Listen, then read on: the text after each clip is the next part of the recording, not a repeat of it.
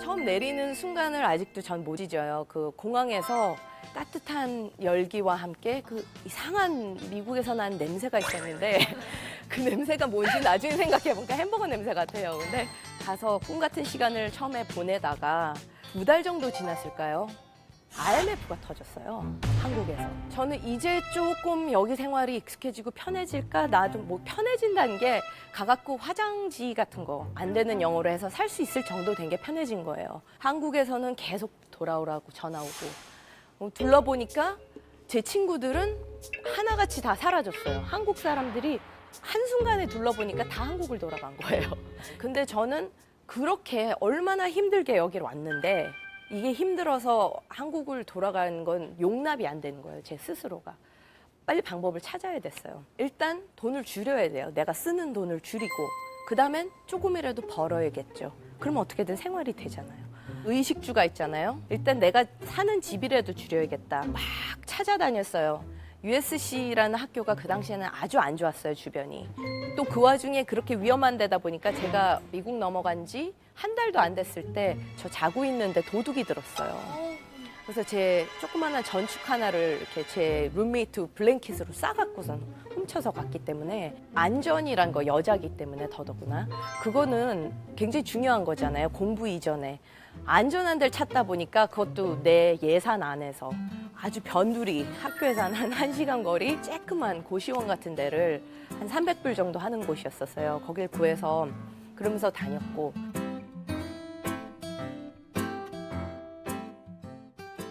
집은 어떤 그런 식으로 해결을 했어요. 그다음에 옷 제가 그때 여름 7월에 갔으니까 여름이었죠. 저는 LA란 도시는 사시사철 따뜻한 데인 줄 알았어요. 지금처럼 여러분처럼 인터넷에 치면 다 나오고 이런 게 아닌 시절이었기 때문에 그냥 따뜻한가 보다 그러고 전 여름 옷만 싸갖고 갔어요. 근데 가보니까 겨울이 있는 거예요, LA도. 근데 스웨터를 사기가 너무 아까운 거예요, 돈도 없고. 그래서 여름 옷을 낑겨 입어서 좀 끝까지 버티다가 나중에 세일할 때까지 기다려서 19불짜리 우리나라 돈으로 한 2만 원짜리 돈 스웨터를 사서 그걸로 겨울 내내 입었어요. 옷도 해결이 됐죠. 그다음에 이제 먹는 거. 여러분 300원 갖고선 뭐 사 먹을 수 있을 것 같아요? 라면도 안 되잖아요, 그렇죠? 누가 쭈쭈바 그러신 것 같은데. 굉장히 전 제가 운이 좋았다고 생각을 해요. 정말 절망하고 있을 때 TV에서 선전이 나오는데 맥도날드가 수요일하고 일요일 날 세일을 하는 거예요. 1불에 햄버거 3개. 그런데 그걸 보니까 진짜 머리가 번쩍 뛰었어요. 그래서 잽싸게 맥도날드로 달려갔죠. 가자마자 햄버거만 이만큼 치즈버거 얇은 거 그걸 사오고 물은 집에 와서 수돗물을 데워 먹고 한 끼 한 개씩 그리고 나머지 남은 햄버거는 냉동에다 얼렸다가 나중에 한 개씩 녹여서 먹었어요. 왜 그런 말 있죠? 눈물 젖은 빵을 먹지 않은 사람은 인생을 논하지 말라고. 저는 눈물 젖은 햄버거 엄청 먹었습니다. 그래서 사실 제가 햄버거를 싫어해요. 특히 맥도날드는 정말 먹고 싶지 않아요. 치즈버거는 그냥 줘도 안 먹어요. 그런 시기가 있었기 때문에 더 성숙할 수 있었고 그랬던 것 같아요. 어떻게 의식주는 해결이 됐어요.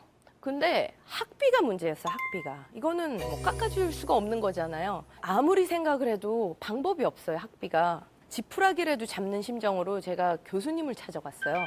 이러이러한 사정으로 나는 공부를 더 하고 싶지만 어쩌면 한국에 돌아가야 될지도 모르겠다. 그땐 교수님이 저를 보더니 너 장학생 아니었니? 그러는 거예요. 제가요? 그랬더니 너를 장학생으로 넣었는데 왜 장학금을 아직 못 받았냐 그러신 거예요. 진짜 기적 같았어요, 저는. 나중에 알고 보니까 행정상 누락이 돼서 제가 원래 학비를 안 내도 되는 거였는데 낸 거예요. 근데 굉장히 아깝잖아요. USC가 학비가 비싼 학교예요. 너무 아까웠지만 돌려받으셨어요? 아니죠. 못 받았죠. 왜냐면은 그건 이미 행정상으로 끝난 처리가 된 거기 때문에 돌려줄 수는 없는데 근데 저 거기서 더 푸시하고 싶지 않았어요. 왜냐면 지금부터라도 주는 것도 저는 진짜 감지덕지했었어요. 그랬기 때문에 그래서 가서 받고 또 그거 갖고는 제가 생활이 안 됐어요. 그래서 막 다른 아르바이트 거리를 학교 안에서 찾다 보니까 소품실 아르바이트라는 게 있더라고요. 이제 소품실에 갔는데 한국은 4란 숫자가 되게 불길한 숫자잖아요. 죽음의 4. 미국은 6이라는 숫자가 악마의 숫자예요. 근데 이게 6층에 있어요. 그리고 옛날 전쟁 영화 같은 거 보면은 이렇게 찡 엘리베이터 올라가서 이렇게 철컹하면 이렇게 문 열고 이렇게 기어 나가는 엘리베이터 있죠.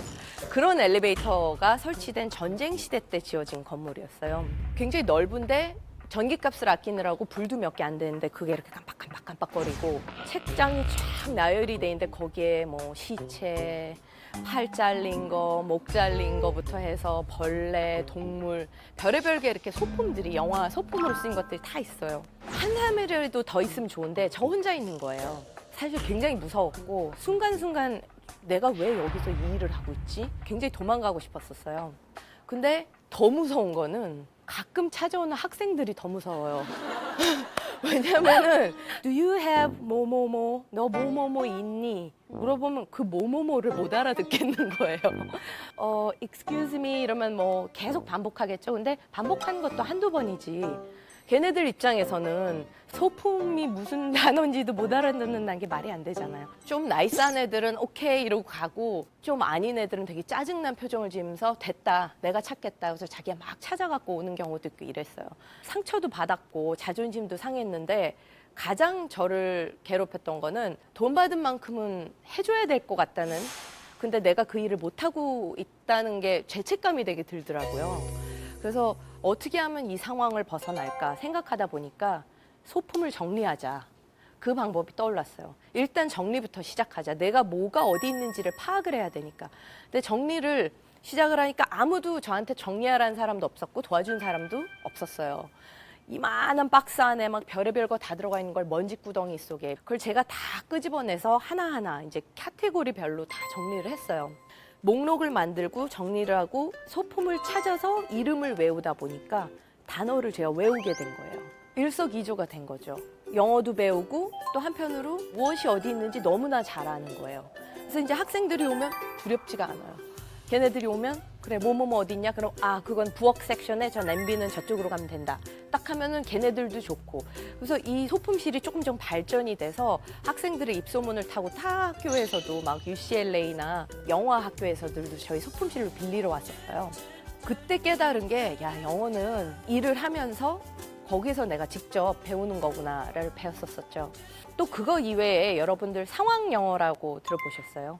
어찌 보면 생활 영어로도 이어지는 거예요. 그거는 그냥 단어 배우는 거랑은 차원이 다른 문제인데 일단 미국을 처음 딱 가시면 알겠지만 누구나 이렇게 나를 붙들고 그렇게 얘기를 많이 해주질 않아요. 난 영어를 공부하고 싶은데 혼자서 말하는 것도 한계가 있고 TV 보는 것도 한계가 있죠. 그래서 어느 날 저는 무슨 일을 생각했냐면 고지서가 날라왔는데 이 고지서에는 1-800 넘버가 있어요. 커스터머 서비스.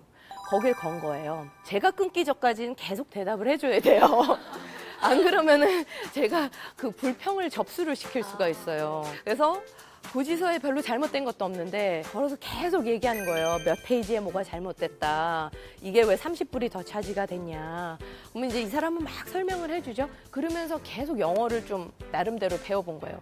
또 친구들하고 수업을 들을 때 모르는 거. 한국 분들이나 특히 동양, 일본도 마찬가지고 중국 학생들도 그런데 수업에 들어가 갖고 모르는 단어가 생기고 이러면요. 안 물어봐요. 아니면 못 알아들었을 때 가만히 있어요. 왜? 민폐 끼친다고 생각을 해요. 근데 모르고 넘어가는 게 더 민폐예요. 외국 사람들이 생각할 때는. 교수님들은 우리가 끄떡끄떡하고 넘어가면 다 아는 줄 알아요, 정말. 근데 반도 못 알아들은 경우가 허다해요. 뭐 단어 하나하나 물어볼 필요는 없지만 모르는 거에 대한 거는 부끄러워할 필요가 없어요. 그런 말이 있죠. 창피한 건 순간인데 무식한 건 영원해요. 그 순간의 창피함을 모면하려고 꾹 참고선 하나 넘어가고 2개 넘어가고 3개 넘어가다 보면 집에 돌아가 갖고 찾아볼 것 같죠. 단어 자체가 기억이 안 나요. 그때 창피하더라도 얼굴을 두껍게 해서 바로바로 그 자리에서 물어보시고 꼼꼼히 챙기시면서 넘어가셔야 됩니다. 영어는 결국 부딪혀야지만 되는 거예요.